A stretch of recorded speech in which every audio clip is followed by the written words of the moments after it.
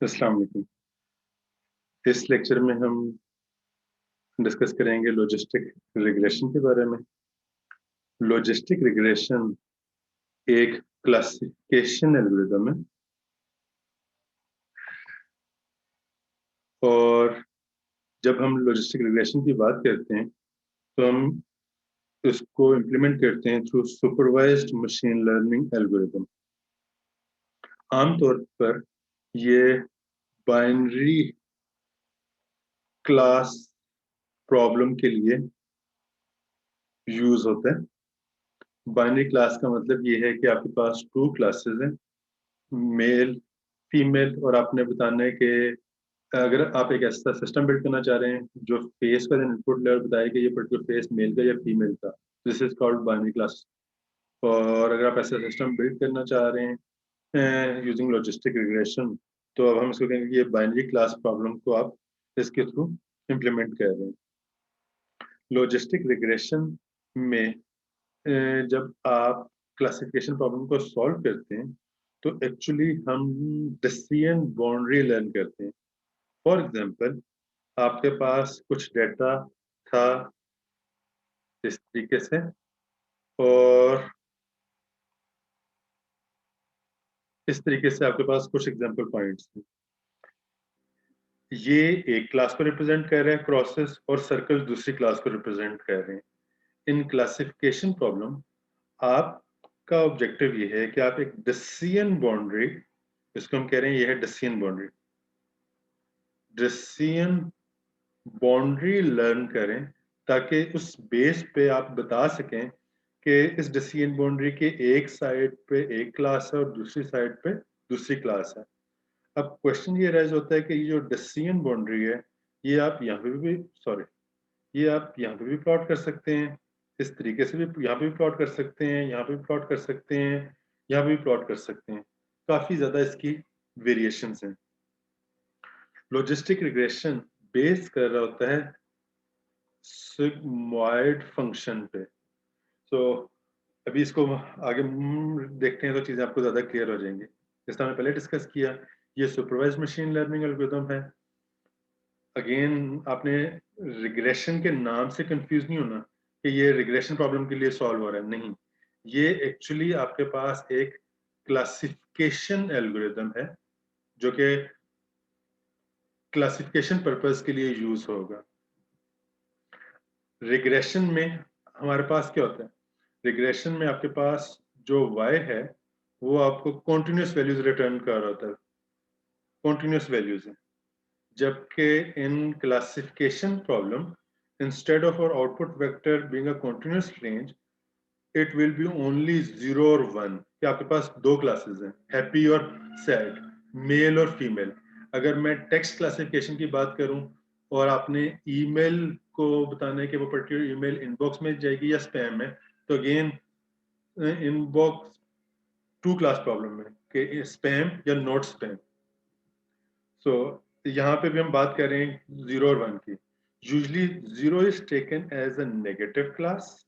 आमतौर पे हम 0 को नेगेटिव क्लास के तौर पे ट्रीट कर रहे होते हैं, और 1 एज पॉजिटिव क्लास। आप कोई भी एक 0 को नेगेटिव क्लास का मतलब है कि मेल फीमेल करना है तो आप 0 को मेल से रिप्रेजेंट कर दें और फीमेल को 1 से रिप्रेजेंट कर दें। अगर आप हैप्पी और सैड की बात कर रहे हैं तो आप 0 को हैप्पी से रिप्रेजेंट कर सकते हैं और सैड को फीमेल से। स्पैम और नॉट स्पैम की बात कर रहे हैं तो स्पैम और not spam. So it doesn't matter कि आप 0 को कौन सी क्लास असाइन करते हैं, जस्ट जो भी क्लास असाइन करेंगे लॉजिस्टिक रिग्रेशन उसी लिहाज से लर्निंग परफॉर्म कर लेगा, जैसे कि यहाँ पे लिखा हुआ है, you are free to assign any representation to it. अब हमारा पर्पस क्या है? एक पॉसिबल अप्रोच आपके माइंड में ये आ सकती है, one method is to use a linear regression model and map all the predictions greater than 0.5 as 1 and all less than 0.5 as a 0।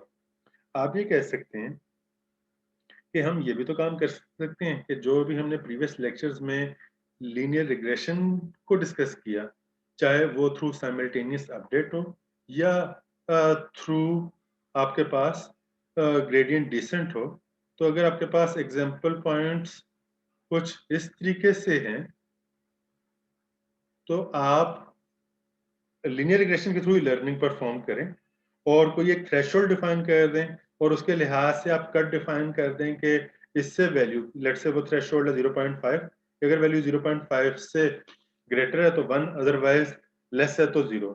हम इस तरह भी अचीव कर सकते हैं, आपके माइंड में ये पॉसिबल सोल्यूशन आ सकता है। तो ये जो आपके माइंड में एक सोल्यूशन आ रहा है, ये करेक्ट सोल्यूशन नहीं है। This method does not work well because classification is not actually a linear function. क्यों? इस वजह से कि अगर आपको याद हो, अगर आपके पास डाटा इस तरीके से डिस्ट्रीब्यूटेड है, जब आप लीनियर रिग्रेशन मॉडल फिट करेंगे तो वो कर्व फिटिंग प्रॉब्लम है, वो डाटा इस तरह फिट करने की कोशिश करेगा। डाटा जिस भी फॉर्म में, आपने प्रोग्रामिंग असाइनमेंट भी कर ली होगी, उस लिहाज से आपको आइडिया होगा कि डाटा जिस भी तरीके से डिस्ट्रीब्यूटेड है वो उस तरह कर्व प्लॉट हो जाती है। लेकिन हमारा प्रॉब्लम यहाँ पे क्लासिफिकेशन है, तो अगर हम कन्वेंशनल वे रिग्रेशन वाली अप्रोच यूज करेंगे तो वो कर्व इस तरीके से फिट होगी, जबकि हमें डिसीजन बाउंड्री इस तरह प्लॉट करनी है ताकि हम बता सकें कि उसके एक साइड पे एक क्लास है और दूसरी साइड पे दूसरी क्लास है। तो जो कन्वेंशनल वे या typical way through linear regression, हम इस प्रॉब्लम को सॉल्व नहीं कर सकते, क्योंकि लीनियर रिग्रेशन के केस में हमारे पास जो स्ट्रेट लाइन आएगी वो डाटा के लिहाज से फिट हो रही होगी, जबकि हमें इस तरह की डिसीजन बाउंड्री चाहिए जो कि इन दोनों क्लासेस को अलग अलग कर रहे। तो आगे मूव करते हैं, चीजें और ज्यादा क्लियर हो जाएंगी। Logistic regression. सो अब हमारा यहाँ पे जो हाइपोथेसिस फंक्शन बन रहे हैं वो ये है कि क्योंकि हम टू क्लास प्रॉब्लम की बात कर रहे हैं, तो हम ये कहते हैं कि अगर मेरे पास क्लास 0 और क्लास 1 है और मैं अगर एक प्रोबेबिलिटी फंक्शन डिफाइन कर लूं और मुझे पता चल जाए कि अगर प्रोबेबिलिटी किसी भी एक इनपुट की ग्रेटर देन इक्वल टू 0.5 आ रही है तो मैं उसको 1 असाइन कर दूं, इफ तो 1, और एल्स तो मैं उसको 0 क्लास असाइन कर दूं। तो अब हम चाह क्या रहे हैं, हम ये चाह रहे हैं कि हमारा हाइपोथेसिस ऐसा फंक्शन हो जो कि कोई भी इनपुट ले और इसकी बेस पे एक प्रोबेबिलिटी रिटर्न करे। जैसे आपको पता है कि जो प्रोबेबिलिटी का आंसर है या किसी भी इवेंट की जो प्रोबेबिलिटी है वो 0 से लेके 1 तक होती है। सो अब इस पर्पस को अचीव करने के लिए हम यहाँ पे यूज करेंगे sigmoid function, also called logistic function, इसको लॉजिस्टिक फंक्शन भी कहते हैं। सो अब हमारा सिग्मॉइड फंक्शन क्या होगा? आपको याद है जब आप लीनियर मॉडल यूज कर रहे थे या लीनियर रिग्रेशन की बात कर रहे थे कि हमारे पास वहां पे theta note plus theta 1 x1 plus theta 2 x2, इस तरीके से आप अपना एक मॉडल डिफाइन करते थे, लीनियर मॉडल, जिसमें 2 वेरिएबल भी हो सकते हैं, 3 वेरिएबल भी हो सकते हैं, up to let's say theta n xn। तो इस नोटेशन को हम जेनेरिक करके थीटा ट्रांसपोज x भी लिख सकते हैं। क्यों? वो इस तरीके से कि अगर आप ये अज्यूम कीजिए कि ये थीटा नोट है और थीटा नोट की वैल्यू 1 है, तो अगर आपके पास थीटा केस वेक्टर है और अब आप यहाँ पे ये देख सकते हैं कि थीटा के अगर जो वेक्टर है वो n वेक्टर्स हैं, तो इसका मतलब है कि बल्कि सिंपल एग्जांपल से स्टार्ट करते हैं ताकि चीजें और ज्यादा क्लियर हो। Theta note plus theta 1 x1 plus theta 2 x2 plus theta 3 x3। अब आपके पास एक थीटा का वेक्टर है जिसमें वैल्यूज हैं 0.1, 0.2, 0.3, 0.1। ये रिप्रेजेंट कर रही है थीटा नोट, थीटा 1, थीटा 2 और थीटा 3 को। इस तरीके से अब आपके पास x का वेक्टर है जहां पे आपने x नोट की वैल्यू अज्यूम कर ली 1, तो यहाँ पे तो 1 ही आना है, और x1 की वैल्यू आ गई लेट से यहाँ पे 3 थी, 1 थी, 8 थी, तो आपने 3 1 8 कर लिया। अब जब आप, और इस थीटा की जो डायमेंशन है वो है 4 रोज और 1 कॉलम। इसकी जो डायमेंशन आपके पास आ रही है वो भी आ रही है 4 रोज और 1 कॉलम। और जब आप थीटा ट्रांसपोज एक्स करेंगे तो इसकी डायमेंशन हो जाएगी, थीटा की डायमेंशन आपके पास आ जाएगी 1 इंटू 4 और x की डायमेंशन है 4 इंटू 1, और जब आप इनको मल्टीप्लाई करेंगे तो आपके पास 1 बाय 1 का आंसर आ जाएगा। तो आप देख सकते हैं कि यहाँ पे आपके पास एक स्केलर वैल्यू ही आएगी। ये जो स्केलर वैल्यू है ये आप पास करेंगे जी जो कि आपके पास है सिग्माइड फंक्शन, या ये कोई भी फंक्शन हो सकता है। इस केस में हमारे पास ये सिग्माइड फंक्शन है। तो हमने for sake of simplicity x T x theta transpose x को एक स्केलर वैल्यू जी से रिप्रेजेंट कर दिया, और जी ऑफ जी क्या होगा 1/1 प्लस ई की पावर माइनस सी। तो ये है सिग्माइड फंक्शन, ये आपने प्रीवियस लेक्चर में भी डिस्कस कर लिया होगा। तो अब नेक्स्ट मूव करते हैं। अब आपके पास ये सिग्माइड फंक्शन है, इसको अब थोड़ा सा देखते हैं कि ये किस तरह होगा। इस फंक्शन में z जो कि एक स्केलर वैल्यू है, और स्केलर वैल्यू किस तरीके से ये भी हमने डिस्कस कर लिया है कि जब आप थीटा ट्रांसपोज x करेंगे तो आपके पास स्केलर वैल्यू आएगी। इसको इस सिग्माइड फंक्शन में इनपुट करेंगे तो ये फंक्शन कुछ ना कुछ आउटपुट जनरेट कर रहा होगा। ये दोनों वैल्यूज यहाँ पे प्लॉट कर ली हैं कि z की -2 वैल्यू तो यहाँ पे 0.12 आ रहा है, -1.5 है तो 0.18 आ रहा है। सिंपली मैंने क्या किया है, z में ये वैल्यूज पास करता गया इस फंक्शन में, और ये मेरे पास वैल्यूज आ गई। अब जब आप इन वैल्यूज को प्लॉट करेंगे तो आपके पास कुछ इस तरीके से कर्व बन रही होगी। यहाँ पे जरा आप ऑब्जर्व कीजिए। यहाँ पे अगर आप देखें तो आपके पास x एक्सिस पे z है और y एक्सिस पे सिग्माइड ऑफ z है, और z की जो रेंज है वो है -इंफिनिटी से +इंफिनिटी, और सिग्माइड उसको मैप कर रहा है बिटवीन 0 एंड 1। तो इसकी जो रेंज आ रही है वो अगर आप देखिए कि ये 1 है और ये 0 है, और ये जो पर्टिकुलर पॉइंट है ये जो पॉइंट आ रहा है ये है 0.5। तो अगर आप इनको तमाम की तमाम वैल्यूज को कंटिन्यूसली तरह प्लॉट करते जाएंगे तो आपके पास कुछ इस तरह कर्व आ रही होगी, और आप ये देख सकते हैं कि ये 0.5 है।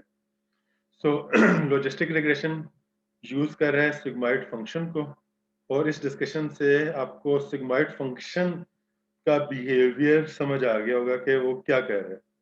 सिग्माइड फंक्शन क्या काम कर रहा है, वो इनपुट ले रहा है एक स्केलर वैल्यू जिसकी रेंज -इंफिनिटी से +इंफिनिटी है, और वो उसको मैप कर रहा है बिटवीन 0 एंड 1, यानी वो एक प्रोबेबिलिटी रिटर्न कर रहा है। और अब हम इसकी बेस पे मजीद आगे मूव कर सकते हैं। किस तरह? So we start over old hypothesis linear regression. हम अपने ही लीनियर रिग्रेशन वाले हाइपोथेसिस से स्टार्ट करेंगे, दैट इज वो क्या था कि थीटा ट्रांसपोज एक्स इनपुट को रिस्पेक्टिव थीटा से वेट से मल्टीप्लाई करें, और आपके पास रिजल्ट आ जाएगा -इंफिनिटी से +इंफिनिटी, और उसको आप प्लग करें लॉजिस्टिक फंक्शन में ताकि आपके पास रिजल्ट्स आ जाएं between 0 and 1। So hypothesis will give us the probability. अब हमारे पास जो सिग्माइड फंक्शन है यानी एच थीटा ऑफ एक्स, अब एच थीटा ऑफ एक्स असल में क्या है? एच थीटा ऑफ एक्स अगर आपको याद हो, एच थीटा ऑफ एक्स को हमने यहाँ पे डिफाइन किया था ये लॉजिस्टिक रिग्रेशन या सिग्माइड फंक्शन। और अब for example theta of x यानी इस सिग्माइड फंक्शन में आपने इनपुट पास की और आपको आंसर मिला 0.7, तो ये इंडिकेट करेगा कि आउटपुट 1 होने की जो प्रोबेबिलिटी है वो 70% है। अब अगर आपके पास 2 क्लास प्रॉब्लम है, आपसे ये कहा जा रहा है कि आपने 1 या 0 का आउटपुट करना है, और 70% प्रोबेबिलिटी आ गई है 1 की, तो 0 आने की क्या प्रोबेबिलिटी होगी? वेरी गुड, आप कहेंगे 30%। क्यों? या अगर ये इसकी प्रोबेबिलिटी 0.7 है तो आप कहेंगे 0.3। क्यों? दो इवेंट हैं, दोनों प्रोबेबिलिटीज के इवेंट को सम करके आंसर 1 आना चाहिए। अगर आपके पास एक का आंसर आ गया तो आप 1 माइनस 0.7 करके इसका आंसर एक्सट्रैक्ट कर सकते हैं। तो बाय डिफॉल्ट ये जो पर्टिकुलर हाइपोथेसिस फंक्शन है एच थीटा ऑफ एक्स, ये आपको 1 से बिलोंग होने की प्रोबेबिलिटी रिटर्न कर रहा है। जिस तरह आप यहाँ पे आया probability of y is equal to 1 given x comma theta, यानी इनपुट और थीटाज अगर आपके पास हो तो y से बिलोंग होने की प्रोबेबिलिटी ये फंक्शन रिटर्न करेगा। तो अगर आपके पास h थीटा ऑफ x की वैल्यू 0.4 आ रही है, इट मीन्स के इसने 1 के अकर होने की प्रोबेबिलिटी 0.4 दी है और 0 के अकर होने की प्रोबेबिलिटी क्या होगी 0.6। गुड। क्यों? क्योंकि हमें पता है 0 क्लास के लिए फिर इसकी प्रोबेबिलिटी आ जाएगी 1 माइनस 0.4। सो ये जो हाइपोथेसिस फंक्शन है h थीटा ऑफ x, ये 1 से बिलोंग होने की प्रोबेबिलिटी फाइंड कर रहा है। So probability of y is equal to 1 given theta of x, ये हमें प्रोवाइड कर रहा है। और अगर मुझे जीरो, अगर आपको पता हो कि सिमिलरली एग्जांपल के 0 के अकर होने की प्रोबेबिलिटी है 0.3, तो 1 क्लास के अकर होने की प्रोबेबिलिटी क्या होगी? आप कहेंगे 1 माइनस 0.3। तो हम इस एक्सप्रेशन को 1 minus probability of y is equal to 0 इस तरह भी लिख सकते हैं। और अगर 1 माइनस करके लिख सकते हैं तो इट मीन्स y के अकर होने की प्रोबेबिलिटी और 1 क्लास के अकर होने की y इज इक्वल टू 0 अकर होने की प्रोबेबिलिटी और 1 के अकर क्लास 1 अकर होने की प्रोबेबिलिटी, दोनों को एडअप करें तो आंसर हमारे पास 1 होना चाहिए। ये सिंपल रूल है प्रोबेबिलिटी का। सो नेक्स्ट इसको डिस्कस करते हैं। सो यहाँ पे वही चीज लिखी है, over probability that over prediction is 0 is just the complement of our probability that it is 1. If a probability that it is 1 is 70%, then the probability of 0 is 0.3. So यहाँ तक आपको हाई लेवल ओवरव्यू मिल चुका होगा कि logistic regression किस चीज़ पे base कर रहा है, लॉजिस्टिक फंक्शन यानी सिग्मॉइड फंक्शन का बिहेवियर क्या है और हम किस तरीके से इसको सॉल्व करेंगे क्लासिफिकेशन पर्पस के लिए। कोई क्वेश्चन हो, कोई कंफ्यूजन हो तो आप मेरे से पूछ सकते हैं। Thank you. अल्लाह हाफ़िज़।